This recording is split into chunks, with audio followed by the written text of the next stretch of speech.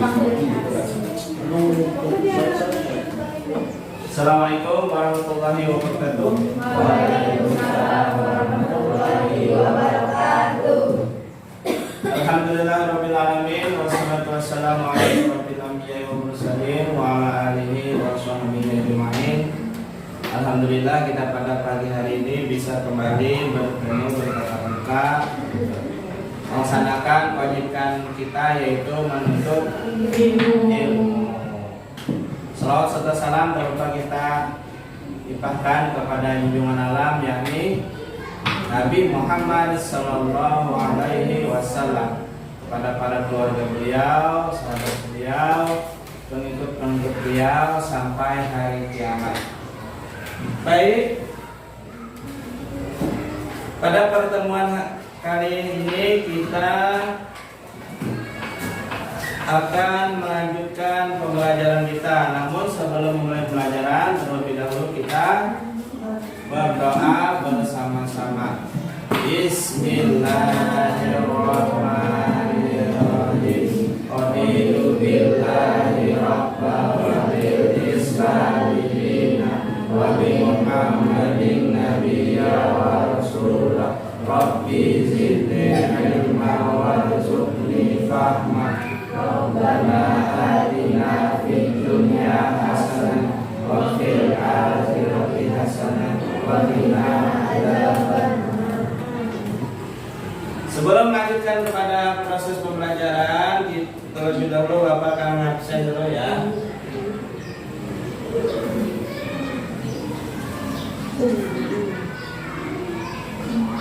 Ahmad Jul Fahmi, ya. Ahmad Maulana, Aulia Rahmawati, Doni, Niken, Muhammad Paren, Nawar Rafi'ah, Nabila, Ahmad Jairani, Siti Anissa, Siti Rabia, Suci Nur Aina, Yofi Setiawan, Dedi Nur Hidayat. Kemarin kita sudah mempelajari tentang Asmaul Husna. Apa Asmaul Husna kemarin? Nama-nama Allah. Berapa jumlah Asmaul Husna? 99. Bagus. Sekarang kita akan mempelajari tentang menuntut ilmu, ya. Berhubungan dengan menuntut ilmu. Adapun tujuan pembelajarannya adalah peserta didik dapat membuktikan dengan benar bahwa menuntut ilmu adalah perintah Allah dan Rasulnya. Setelah menyaksikan gambar yang ditayangkan melalui PPT, peserta didik dapat menganalisis semangat menuntut ilmu, menerapkan dan menyampaikan kepada sesama dengan baik. Setelah menyaksikan tayangan video nanti tentang pelajaran tadi ya, peserta didik dapat mengaitkan makna isi Quran surah At-Taubah ayat 122 tentang nikmat mencari ilmu dan indahnya berbagi pengetahuan dengan benar. Sebelum masuk pada materi, ada yang tahu contoh menuntut ilmu? Belajar ya. Belajar apa? Belajar ilmu pengetahuan. Hukum menuntut ilmu itu apa? Wajib. Apa yang dimaksud dengan wajib? Harus dilaksanakan. Harus dilaksanakan. Kalau tidak dilaksanakan berarti berdosa.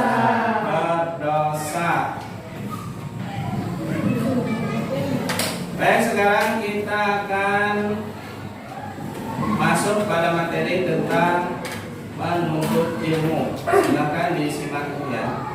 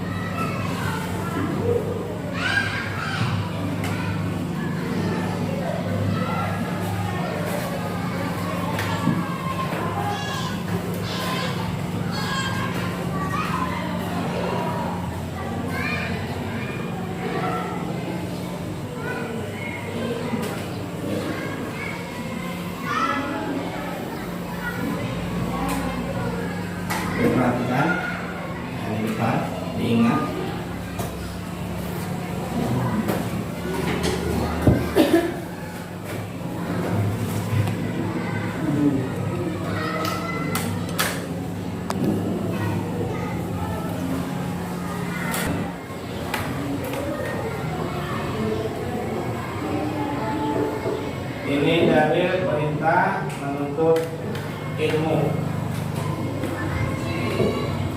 Alhamdulillah syaitan rajim. Maka mu'minuna yang firu kafah walaula nafara min kulli firqatin minkum ifatul yatafakkaru fiddin wal yunziru qaumahum ila wajahu ilaihim la'allahum yahtadun. Dan tidak sepatutnya orang mukmin itu semuanya pergi ke medan perang. Mengapa sebagian dari setiap golongan di antara mereka tidak pergi untuk memperdalam pengetahuan agama mereka dan untuk memberi peringatan. Itu tadi dalil tentang menuntut ilmu. Kemudian etika dalam menuntut ilmu, meluruskan niat, bersikap hormat terhadap guru,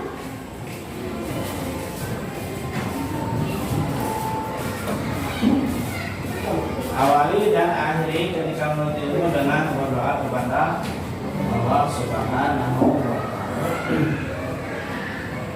Ini kiat-kiat dalam menuntut ilmu.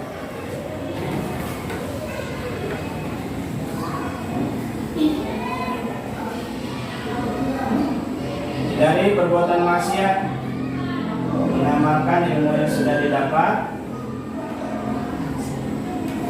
memiliki semangat kesungguhan dan tidak mudah putus asa, mau mengajarkan kepada orang lain, pelajari biografi orang-orang ternama dalam menuntut ilmu.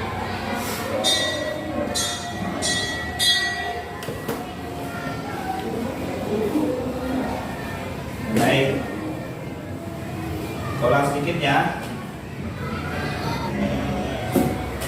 Menuntut ilmu dan mengamalkannya. Jadi kita itu bukan hanya untuk menuntut ilmu, tapi kita juga disuruh mengamalkannya. Seperti apa mengamalkannya? Yaitu mengajarkan atau mempraktikkan ilmu yang sudah kita dapat. Ini pengertian menuntut ilmu. Nah, dari segi bahasa.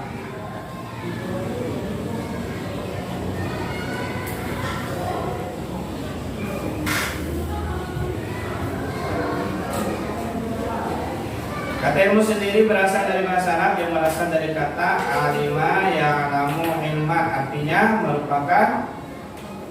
alima merupakan kata kerja yang artinya mengetahui. Sebagian ulama menjelaskan bahwa ilmu secara istilah adalah makrifat atau pengetahuan, sebagai lawan dari al-jahl, tidak tahuan. Jadi kita menuntut ilmu itu kita mencari tahu atau mencari pengetahuan tentang apa? Tentang yang belum kita ketahui. Yang dimaksud dengan ilmu adalah kumpulan dari pengetahuan tentang sesuatu, sementara yang dimaksud dengan menuntut ilmu adalah suatu usaha yang dilakukan secara sadar untuk memperoleh pengetahuan dengan tujuan mengubah seseorang dari tidak tahu menjadi tahu.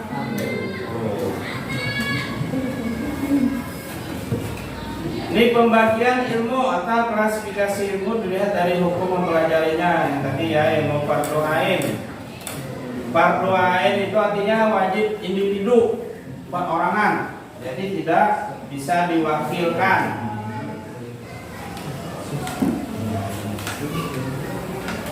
Nah, ilmu agama contohnya ya. Jadi ada 3 unsur, yaitu akidah, syariah, dan akhlak. Ilmu yang dibutuhkan manusia untuk urusan dunia yaitu ilmu yang merujuk kepada ilmu-ilmu sains yang diperoleh melalui pengalaman, pengamatan, dan penelitian seperti kedokteran, fisika, kimia, biologi. Jadi ilmu bukan hanya ilmu agama ya, tetapi ilmu-ilmu tentang umum juga kita dituntut. Nah, ini dari tentang menuntut ilmu. Sampai di sini ada yang ditanyakan? Paparan tentang menuntut ilmu.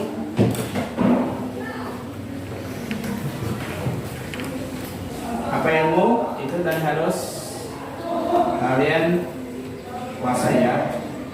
Tujuan menuntut ilmu, dalil-dalil tentang menuntut ilmu itu harus kalian kuasai. Selanjutnya kita mengidentifikasi yang berhubungan dengan ilmu. Di sini Bapak tampilkan video tentang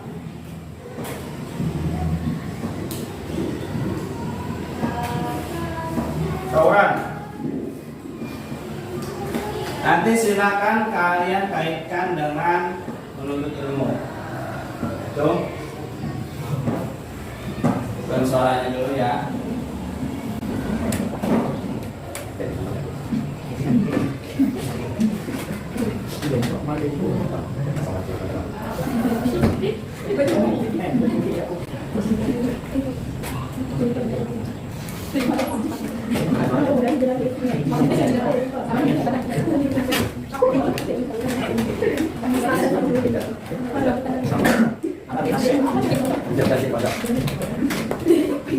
Silakan identifikasi.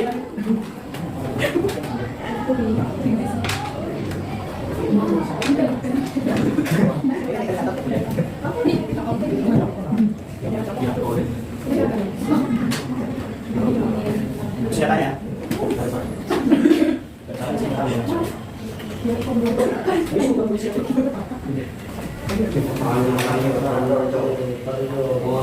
Ada yang tahu Tauran tahu nggak? Tahu. Lahi ya. Hadis. Silakan identifikasi video ini hubungkan dengan ya dengan materi kita pada hari ini.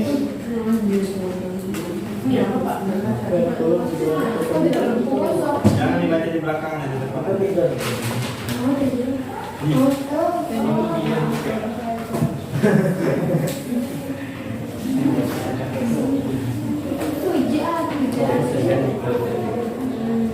Silakan identifikasi masalahnya. Kemudian setelah diidentifikasi kalian kumpulkan data-datanya, artinya buat catatan ya.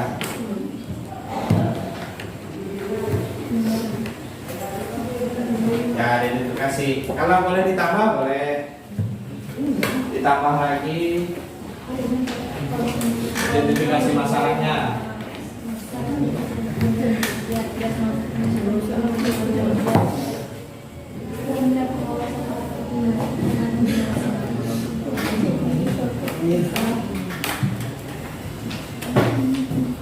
Silakan berkelompok untuk mengidentifikasi masalahnya. Berkelompok. Terlebih dahulu identifikasi masalahnya.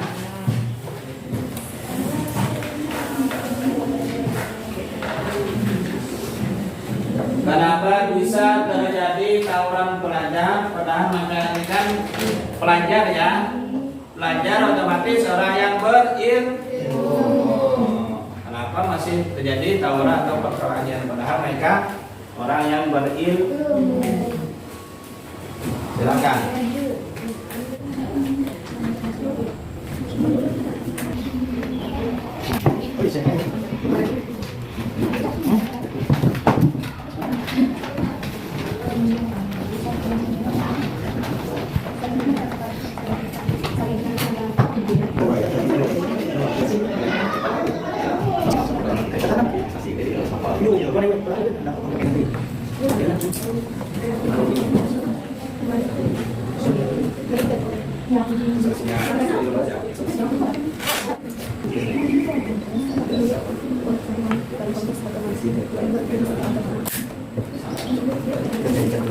Nanti presentasinya minggu depan ya. Baca. Solusinya.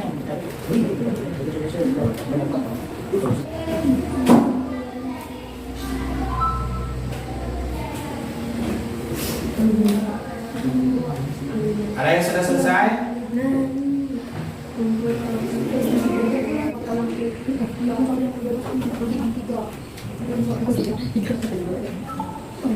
Kita Ya,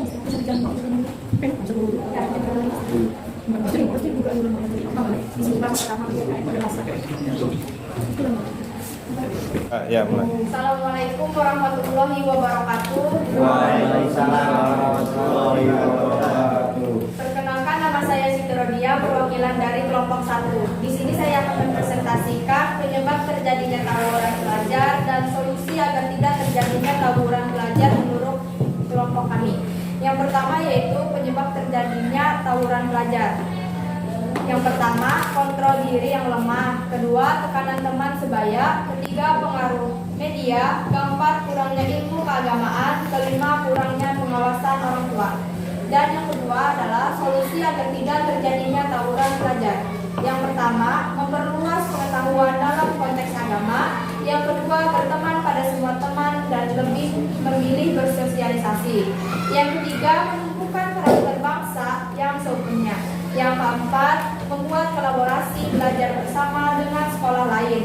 Dengan harapan siswa antar sekolah akan saling mengenali dan dapat berteman. Yang kelima, membuat peraturan sekolah dengan sanksi yang tegas. Yang keenam, mengisi waktu luang dengan kegiatan yang bermanfaat seperti olahraga, ekstrakurikuler, dan penelitian yang bermanfaat bagi siswa, sehingga tidak terpikirkan keinginan untuk melakukan hal-hal yang tidak tertuju. Sekian, terima kasih. Wassalamualaikum warahmatullahi wabarakatuh. Assalamualaikum warahmatullahi wabarakatuh. Waalaikumsalam warahmatullahi wabarakatuh. Perkenalkan, nama saya Lia, perwakilan dari kelompok 2. Di sini saya akan menjelaskan penyebab terjadinya tawuran pelajar. Yang pertama, penyebab terjadinya tawuran pelajar, masa kritis identitas pada remaja. Tawuran antar pelajar bisa terjadi karena pada masa tersebut para remaja sedang mengalami krisis identitas. Identitas diri yang dicari remaja dalam bentuk pengalaman terhadap nilai-nilai yang akan mewarnai kepribadiannya. Jika para pelajar tersebut tidak diinternalisasi dengan nilai positif akan berakibat buruk, yakni munculnya penyimpangan perilaku seperti melakukan aksi tawuran. Yang kedua, kontrol diri yang lemah. Kontrol diri merujuk pada ketidakstabilan emosi. Emosi ini meliputi mudah marah, frustasi, dan perampokan terhadap lingkungan sosialnya. Karena menghadapi masalah, mereka cenderung melarikan diri atau menghindarinya, bahkan lebih suka menyalahkan orang lain. Kalaupun mereka berani menghadapi, biasanya akan memilih menggunakan cara yang paling instan untuk mencegah masalahnya. Yang ketiga, tidak mampu menyesuaikan diri. Tawuran juga dapat terjadi karena tidak bisa beradaptasi dengan lingkungannya. Biasanya mereka mengalami kesulitan untuk melakukan penyesuaian dengan lingkungan yang kompleks, seperti keanekaragaman pandangan, ekonomi, budaya, dan berbagai perubahan di berbagai kehidupan lainnya yang semakin lama semakin beragam. Keempat, pengaruh media. Pengaruh dari media yang mereka tonton atau gunakan sehari-hari juga bisa menjadi penyebab tawuran. Penelitian oleh Research Institute of Moral Education tidak menyebutkan bahwa kekerasan di media mengaruhi remaja dan dapat menyebabkan mereka bertindak agresif.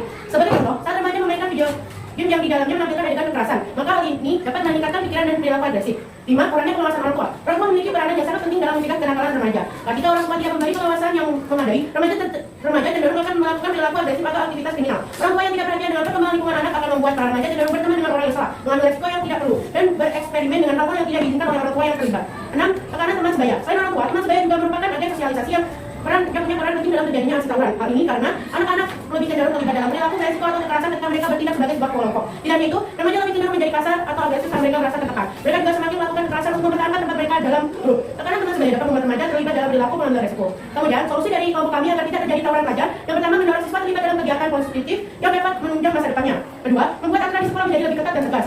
Ketiga, memperluas pengetahuan dalam konteks agama. Keempat, menumbuhkan karakter bangsa yang seutuhnya. Kelima, melakukan kolaborasi belajar bersama sekolah lain. Sekian presentasi dari saya. Terima kasih. Wassalamualaikum warahmatullahi wabarakatuh. Ya, tepuk tangan.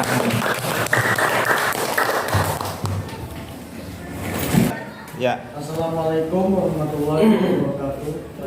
Waalaikumsalam warahmatullahi wabarakatuh. Pertama-tama perkenalkan, nama saya Ahmad Julfahmi. Dan saya dari kelompok kursusan nilai H2W akan menyampaikan presentasi kami penyebab terjadinya tawuran. Penyebab terjadinya tawuran masa-masa krisis pertama, masa-masa kritis identitas pada remaja. Tawuran atau pelajar bisa terjadi karena pada masa tersebut para remaja sedang mengalami krisis identitas. Identitas diri yang dicari oleh remaja adalah bentuk pengalaman terhadap nilai-nilai yang akan mewarnai kepribadiannya. Jika para pelajar tersebut tidak diinternalisasi dengan nilai-nilai positif, akan berakibat buruk, yakni munculnya penyimpangan perilaku dengan melakukan aksi tawuran. Yang harus dilakukan adalah perhatikan faktor ini solusinya ya. kasih solusi. Diatur internal atau perhatikan setiap kegiatannya. 2. Cegah anak ikut tawuran pelajar dengan arahkan kepada kegiatan yang positif. 4. Perkembangan tentang pelajaran. 5. Silaturahmi. 6. Perluas pengetahuan dan konteks agama. Sekian dari saya Ahmad Fahmi. Assalamualaikum warahmatullahi wabarakatuh.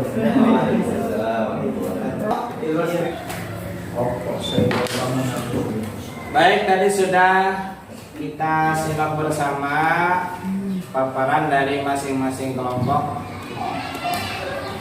video tentang tawuran pelajaran ya. Kenapa bisa terjadinya tawuran pelajar? Padahal pelajar ini kan orang yang berilmu ya, sudah menuntut ilmu, berpendidikan. Salah satunya penyebabnya yaitu tadi seperti yang dipaparkan teman-teman kalian tadi ya, salah satunya adalah terpengaruh oleh teman. Kenapa? Karena usia remaja ini adalah rentan ya, rentan terpengaruh. Usia remaja itu dia lebih memilih mengikuti temannya daripada mengikuti orang tua. Ayo kita ke sana, Pak. Tapi ketika orang tuanya, ayo kita datang orang-orang, ngantuk di rumah aja. Ayo kita kerahi tahun pelajaran, ikut. Jangan ya. Tapi kalau ada teman yang ngajak, ayo kita sholat berjamaah di masjid, ayo semangat, Allahu Akbar. Seperti itu ya. Artinya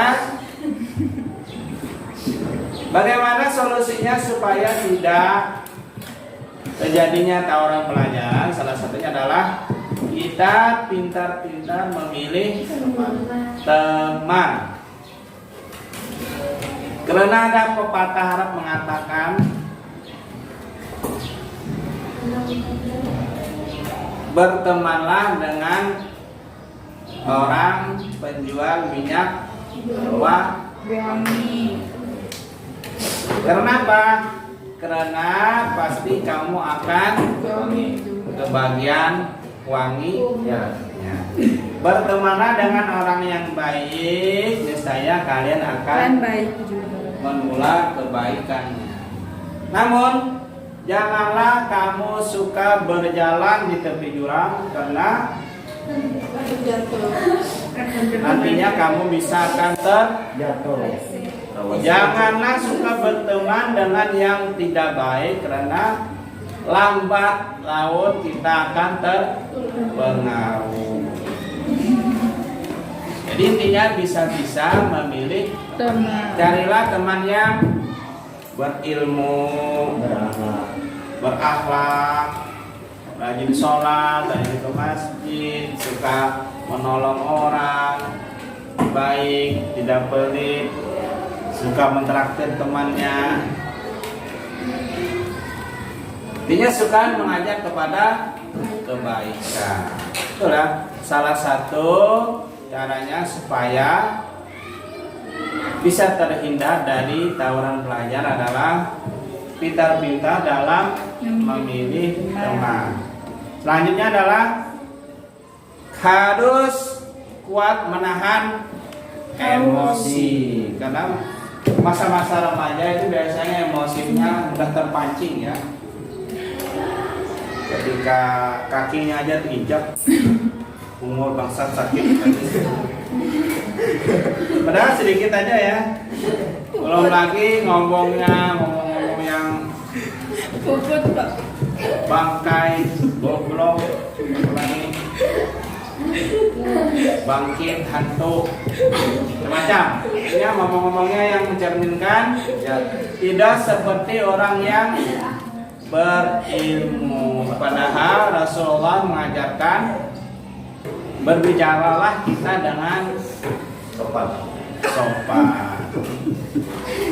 Kalau tidak bisa berbicara baik, lebih baik diam.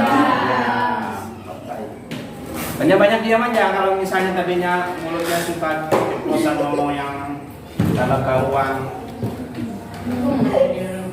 Puasa dulu ya, puasa ngomong. diam.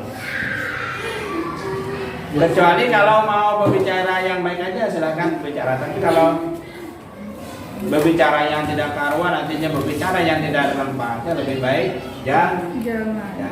Kenapa? Karena takutnya ya. Karena kita hidup ini nanti dimatikan sesuai dengan kebiasaan kita sehari-hari. Kalau kita biasa ngomongnya yang ngomong nyorok, takutnya nanti pada saat mau game over, pada saat mau sakaratul maut, nah, bangkai goblok. Nah, kenapa? Karena terbiasa ngomongnya yang tidak baik. Akhirnya terbawalah kebiasaan yang tidak baik itu sampai akhir hayatnya. Tapi kalau terbiasa ngomong yang baik, baca astagfirullah, subhanallah, Allahu akbar, la ilaha illallah. Ketika melihat sesuatu yang tidak baik, misalnya ketika jalan kita lihat ada cewek seksi, astagfirullah.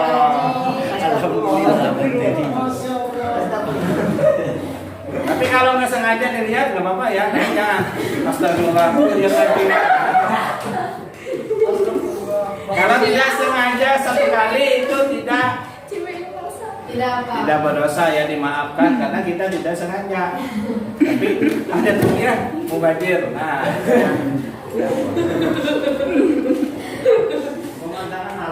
ketika mendapat musibah maka ucapkanlah inna lillahi wa inna ilaihi raji'un. Sebagai seorang berilmu ya harus membiasakan perkataan yang baik juga. Inna lillahi wa inna ilaihi raji'un itu bukan hanya untuk orang meninggal.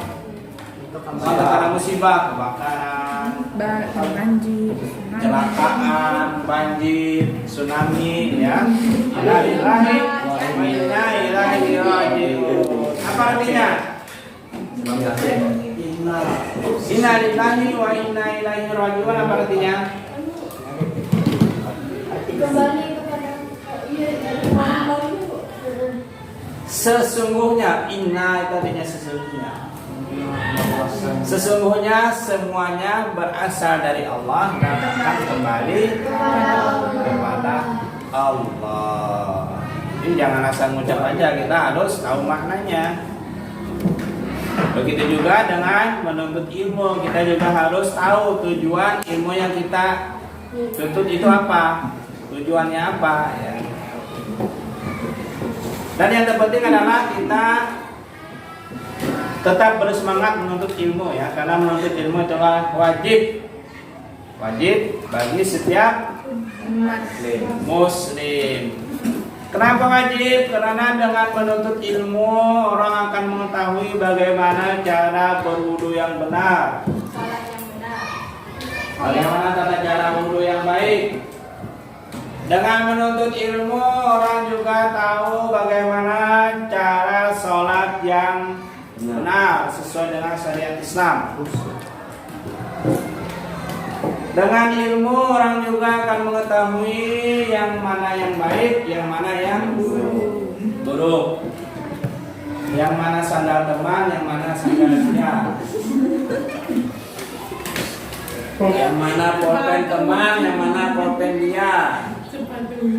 Itu tahu ya, karena dia menuntut ilmu.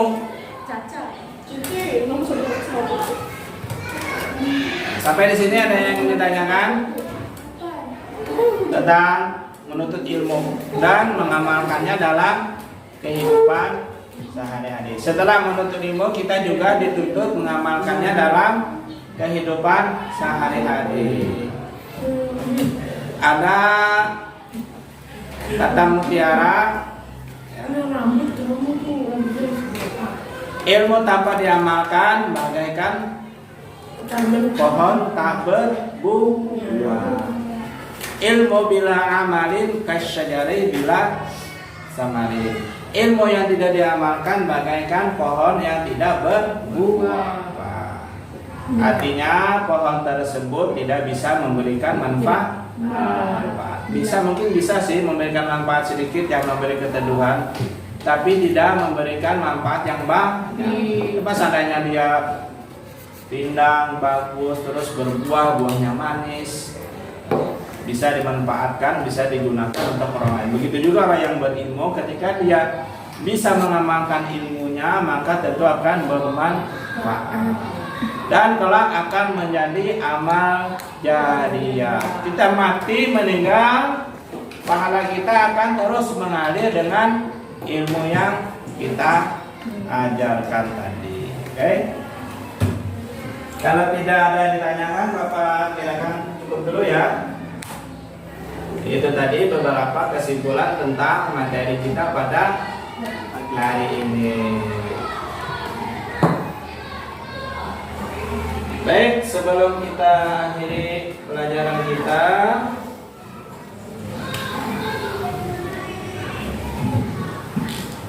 Bapak akan bertanya lagi. Hukum menuntut ilmu tadi apa? Wajib. Wajib artinya harus dilaksanakan. Kalau tidak dilaksanakan, Berdosa. berdosa.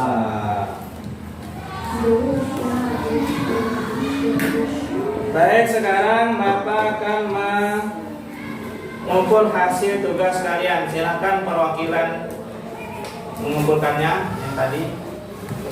Silakan kumpul.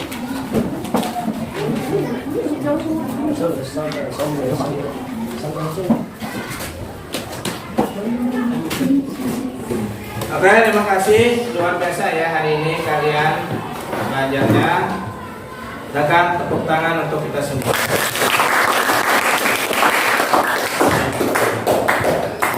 Sampai bertemu pada pembelajaran selanjutnya. Kita akhiri dengan sama-sama membaca